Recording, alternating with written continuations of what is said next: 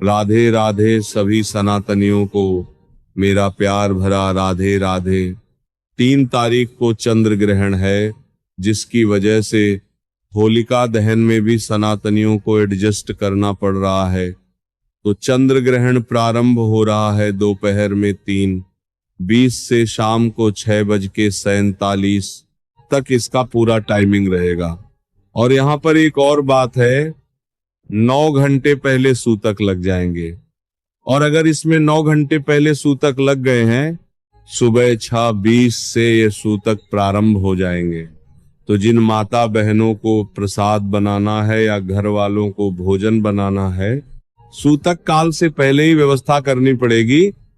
यहाँ हम बता दें कि बच्चों को, बुजुर्गों को और बीमार लोगों को इसमें छूट है, लेकिन उनके लिए भी एक व्यवस्था करनी चाहिए कि भोजन 6:20 से पहले बन जाए और उसमें कुस्सा डाल दिया जाए। कुस्सा डाल दिया जाए, फिर वो बच्चे कभी भी उस भोजन को ले तो वो सूतंग का असर उस भोजन पे नहीं होगा। ये तो मैंने बता दिया, एक सरल सा बात जो आपके यूज में आएगी, पर ग्रहण के समय ये याद रखना चाहिए।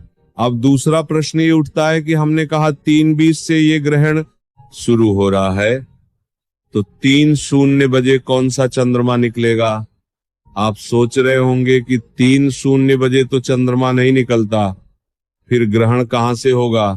तो स्थिति यह है कि जहां से ये चंद्र ग्रहण प्रारंभ हो रहा है वहां रात्रि है, और जब हमारे यहाँ चंद्र निकलेगा तो ऑलरेडी उस ग्रहण से, उस राहु के प्रहार से ग्रसित होगा और हमें पूर्ण ग्रहण वाले चंद्रमा का ही दर्शन होगा। मतलब उतरते हुए चंद्रमा का ग्रहण का दर्शन होगा।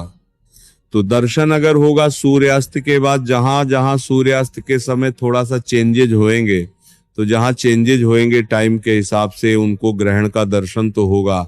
इसका मतलब जहां दर्शन होगा वहां सूतंग भी मान्य होंगे, पूरा काल मान्य होगा। तो इसका मतलब है चाहे 3:00 बजे हमारे यहाँ दिखे ना दिखे, पर ग्रहण का असर तो हम लोगों को अंत में दर्शन हो रहा है, तो ये बात मान्य हो जाएगी। तो चंद्र ग्रहण के समय या सूर्य ग्रहण के समय विशेष बातों का ध्यान रखना चाहिए, और वो बातें, ये गर्भवती माताओं को अपना ध्यान रखना चाहिए। चाकू इत्यादि नहीं चलाना चाहिए। जो भोजन या अथवा कई चीजें ऐसी हैं जो नहीं करनी चाहिए। ब्रह्मचर्य का पालन करना चाहिए। कोई भी शुभ कार्य विशेष बड़े जो भी हम लोगों के होते हैं, वो ग्रहण और सूतक काल में नहीं होने हैं।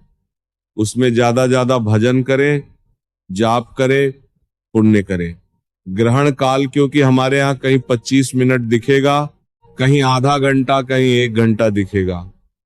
तो जहां सूर्यास्त जितनी जल्दी होगा उतना ही ज्यादा ग्रहण का दर्शन होगा। तो ग्रहण काल में सबसे ज्यादा जो श्रेष्ठ काम है वह है भगवान का भजन और भगवान की कथा, और अपने हाथों से दान पुण्य, यह अवश्य करना चाहिए। बच्चों को, बुजुर्गों को, गर्भवती महिलाओं को सावधानी ग्रहण में बरतनी चाहिए। तो अच्छे काम भी आप इसमें पूजा पाठ इत्यादि कर सकते हैं। तो ग्रहण का ध्यान रखें।